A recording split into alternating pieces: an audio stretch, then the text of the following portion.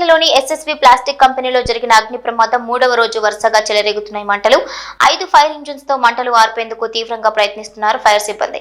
ఇక మంటలు అదుపు చేసే క్రమంలో 2 ఫైర్ సిబ్బందికి గాయాలైనట్లుగా తెలుస్తోంది. మంటలు చిక్కుకొని 3 ఫ్లోర్స్ల బిల్డింగ్ నేలమట్టమైంది. హిటాచీ, జేసీబీల సహాయంతో రక్షణ చర్యలు చేపడుతున్నారు అధికారులు. తీవ్ర రసాయన పొగలు వెలువడుతుండటంతో ఉక్కిరిబిక్కిరవుతున్నారు స్థానికులు.